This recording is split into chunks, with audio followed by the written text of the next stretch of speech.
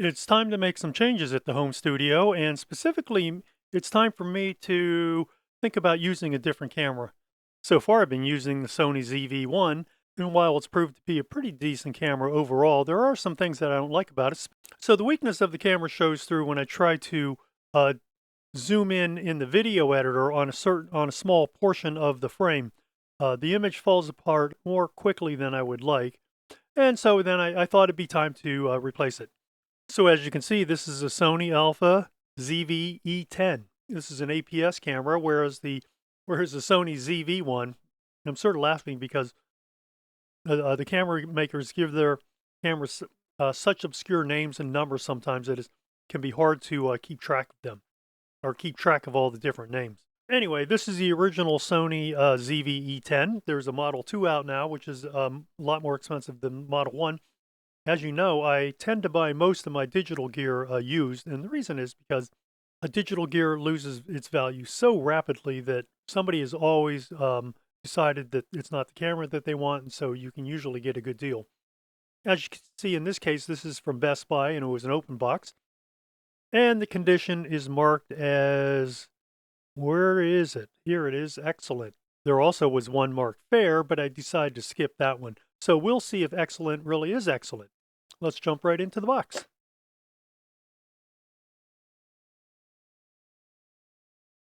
Okay, so we see several little packages here. Let's take a look at, see what they all are. Okay, this is known as a dead cat muff. What this does is it covers up the microphone to muffle any wind sounds when you're shooting outdoors. I won't be shooting outdoors much or if at all, so I'll just keep that and we'll put that back in the box. This is the neck strap. Probably won't be using that because I'll have the camera mounted overhead. And then finally, we have a USB-C cable and the charging block. Once again, I won't be using either of these, and I'll explain why in a moment. I do use a USB cable to transfer the movies and any still images that I might have shot. All right, in the bottom of the box, we have some paperwork. Take a real quick look. This is protection plans. These are aftermarket protection plans. No thanks. Here's a reference guide for the body.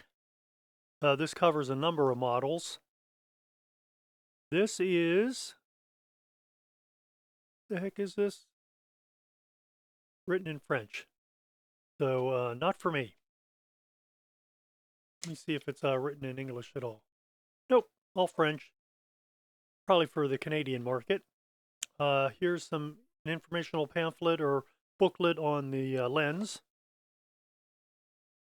Oh, geez, there's even more, huh?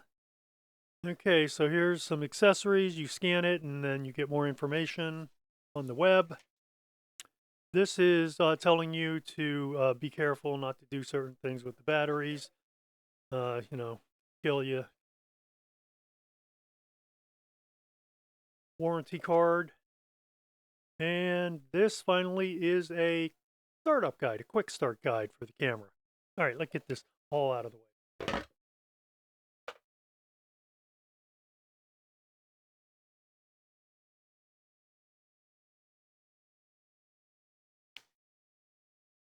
And here we have the camera. This actually feels like a bit chunkier of a camera. I own the NEX7, which was introduced in 2011, so that is now 14 years old. So that camera is considered almost ancient in digital terms. I always think of digital terms and dog terms. So that camera would be like 94 years old in the digital world. All right, let's zoom in a little. One of the reasons I bought this camera is because it has an electronically controlled zoom as opposed to a zoom ring that you turn by hand. So the zoom operates a bit like a point and shoot. Take a real quick look. Yes, the battery's installed, as is the memory card. So what kind of memory card do we have in here? Oh, this is nice. In this case, we have a high capacity 128 gigabyte memory card. So let's pop that back in here. How about the battery? This is the lithium, this is the Sony W cell, otherwise known as, I think it's like the FBW50 or something like that. FW50.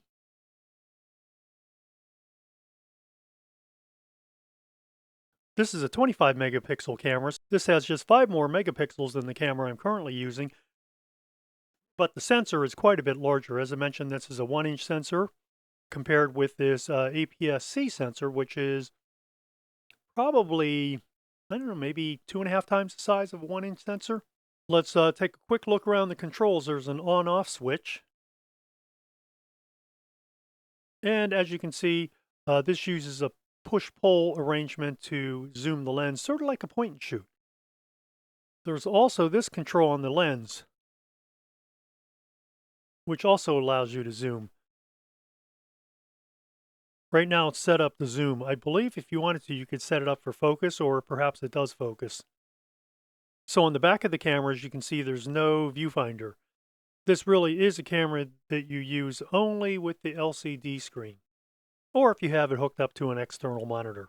And that's what I do with this camera up here. You have your circular, I think they call that a D-pad, button in the middle, and then you have some other buttons here that do various functions.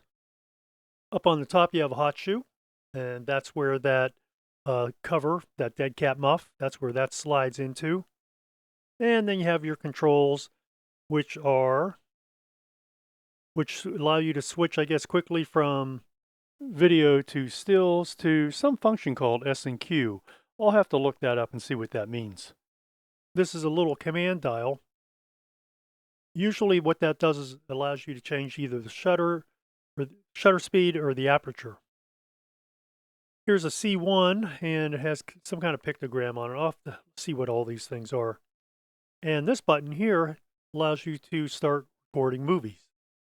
Here's your shutter release right here, and that's in the middle of that push-pull wide telezoom switch.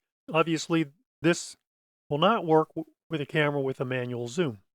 Another of the reasons I bought this camera, I'm currently using this. It's a little Sony remote with this camera. And so by syncing it with this camera, this will allow me to control the zoom, also start recording, stop recording, and take a still. This has a pretty nice beefy hand grip to it. On the bottom, you just have your tripod socket, and it is in alignment with the center of the lens. One thing I've ordered, hasn't yet arrived, is a small cage that I will mount this camera to. Then I will mount the cage to the tripod screw that I use to fix to the bracket that holds the camera. And so why don't I just connect it directly here? Because over time, who knows what's going to happen with this plastic. It might weaken, or it could begin to crack, which has happened in one other camera. So by mounting it to the cage, it's a much more secure fit. As I mentioned, everything is done on the LCD screen. This is also a touch screen, although I obviously will just keep it closed so you'll never see it. If you wanted to, this is an articulating monitor. So if you wanted to, instead of having the monitor out here while you're taking photographs, in addition to being able to use it for selfies and, vlogs, you can also just fold the monitor back in and use it as one of the viewfinder-less cameras that you see today. Here's a couple strap lugs. They feel pretty beefy. And of course, here's the small lens cap. Now, one of the things I won't be doing is I won't be running this off a battery. What I found is that when you record video with a still camera, it heats up rather quickly. So what's the source of the heat? I believe because of the demands of the video, it puts extra draw on the battery, which then tends to overheat quickly, causing the entire camera to overheat. And once the camera overheats, it shuts down automatically to protect itself. So what I do is, and I'm doing it with this camera above, is I use what's called a dummy battery. This is a dummy battery. It has the same shape as the original battery. So the difference is that this actually provides no voltage. You can't recharge it. It doesn't do anything. It just has these electrical contacts. Now this camera happens to have this little rubber cutout right here. So all you do is you pull that upward, and now the cable from your dummy battery can sit out here, even though you've closed the door on the camera. So what's the next step? And I've done this with a Sony A7. In fact, that's what this originally was for. But it works for any camera that will use that type of battery. Now you take it and you plug it into a small voltage converter. In this instance, it's the case relay sold by Tether Tools, and it can plug into a power source. And so that power source, whether it be a USB outlet on a power strip or a backup battery, it will still work. I use it with this one. Looks like I'm going to have to recharge that battery. And it allows you to now run your camera off this. See, I don't know if you can see it, but currently I'm at 22%. So what's the advantage? The advantage is, quite surprisingly, the advantage is that your battery never gets hot. Because your battery never gets hot, the whole sensor, the whole camera itself never gets hot. That allows you really to just shoot on almost, I don't want to say unlimited video, but you probably would have no problem shooting maybe an hour of uninterrupted video. The recording time for most of my videos is between 25 and 35 minutes, some running a bit longer. And then they're edited down to whatever the final is, somewhere between 17 and 27 minutes, I would say. But that's pretty much the limit of all these videos. So that's the advantage of using a dummy battery. And then when you're finished, just pop open the battery door, pull this out. You can always stick your original battery back in, and you're good to go. Once I mount this above, I probably will not be using the regular batteries. Now, the disadvantage of using this setup is the fact that you have to carry around this, this, and this. I will say, though, if you're doing a lot of shooting and you really need uninterrupted power, this is the way to go. So I'll be making the switch probably, in the next couple weeks or so. I'm waiting for a couple more parts to arrive. One is a small AC unit that I can plug in to provide ongoing battery power. And the other is, what is the other? Nope, that's it. Oh, the other is that cage. I'm waiting for that that camera cage to arrive. I'm slightly concerned about the weight because the other camera just doesn't weigh that much. So let's see what this camera does weigh. So the new Sony, see if I can get this model right. The new Sony ZV-E10 weighs 1 pound, 0.1 ounces, or we can just say 1 pound. The other camera weighs, without the battery, 9.5 ounces, 9.5 ounces. So there's a difference of roughly 7 ounces. So this camera weighs, I wouldn't say twice as much, but almost twice as much. So I have to make sure that all my brackets above can sustain that weight, because not only will I have the weight of the camera, but I'm also going to have the weight of the cage that I'm going to be putting it in. So we'll see how that goes. If I did want to use this as a still camera, I think it'd be fine. I'd probably have to get used to not having a viewfinder. I'm sure that it would perform just fine. The only downside, of course, is the lack of an electronic viewfinder. For me, that's sort of a big thing because I do like to use manual focus lenses. And I find that trying to focus those lenses is very difficult when using a camera that only has an LCD screen, even if it has that focusing aid, focus peaking. For me, it's just not the same experience, and as much as I always say people should be flexible, I'm not flexible about that.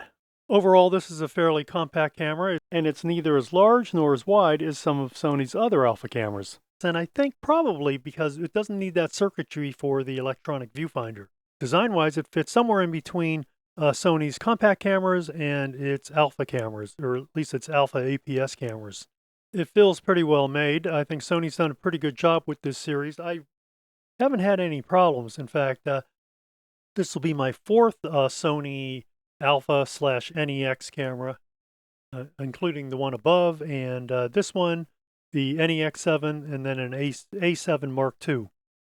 NEX7 was a Sony refurbished camera, and the A7 II also was an open box from Best Buy. So far I'm 2 for 2, at least on cameras from Best Buy. And here we have it. This is a Sony ZV-E10 with an APS sensor. And this will become my new video camera in a very short time. I usually list what camera I use down in the specs, so you'll see what happens when I switch. I'm hoping that I do get a nice bump in video quality. I'll have to work on content quality. I'm still working on that. And that brings us to the end of this video. If you like this video, give me a like or subscribe. And if you have any thoughts or comments about this camera or questions, let me know in the chat below or send me an email at contact@camera-talk.net and click on that icon in the lower right corner of the screen for more content about cameras and photography. And I'll see you on the next video.